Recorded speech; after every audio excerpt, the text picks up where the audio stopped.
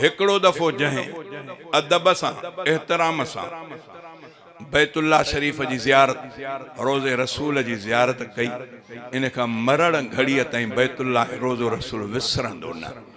बस ये अल्लाह जी मेहरबानी छल कंहिंखे नसीब थे। बोलन रोज़े अतहर खे ॾिसण जी सिक घणी आहे लगी, ढो करे ज़मज़म पीअण जी सिक घणी आहे लगी। ज़मज़म जो पानी, ज़मज़म जो पानी रिवायत अंदर इंदो आहे। हिकिड़ो दफ़ो इमामुल अंबिया साईं जन ज़मज़म जे लाइ ये रिवायत में इंदो आहे, साईं जन हिकिड़े दफ़े ज़मज़म जे खूह जे मथां आया, कंहिंजो त साहब बोको ॿाहिरि कढियो, साईं जन उन मां बोके मां पानी पीतो, पानी पीतो। पानी पीअण खां पोइ जेको पानी बची पई पीअण खां उनखे छा चवंदा हो अबा? हाँ छा चवंदा हो? हिकिड़ी हूंदी आहे तव्हां असांजी ओभर। अॼु इमामुल अंबिया जे ओभर जो बयान थो ॿुधायां। साईं जन उहो पानी बचायो, वरी उहो पानी उन खूह में लाथऊं।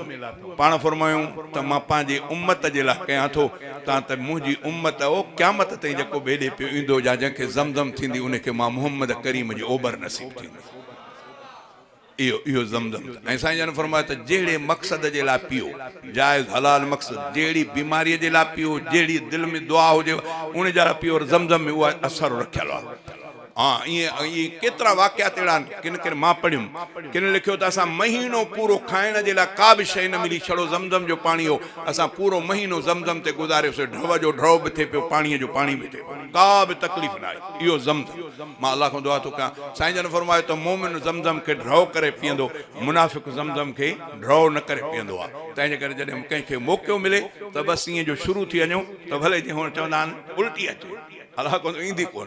मां पंहिंजो तव्हांखे ॿुधायां थो, मां हिकिड़े दफ़े इन हदीस खे साम्हूं रखी करे ज़मज़म जो कूलर ते वेठुमि, दोस्त पाणी ॾींदो वियो, मां पीअंदो रहियुमि। सच इहो आहे त मां जेॾी महिल उथियुमि त मां सिधो थी न पियो सघां, एॾो पीतुमि, अलाए केतिरो पीतुमि। मां हाणे भउ थियो, वरी मां त हुन इरादे सां पीतोसि, साईं जन हीअ तेॾी महिल मूंखे यादि आहे त पोइ हदीस साम्हूं आया।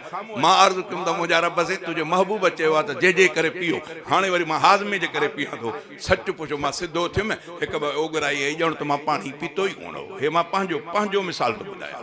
ज़मज़म ढव ते छा थो चवे?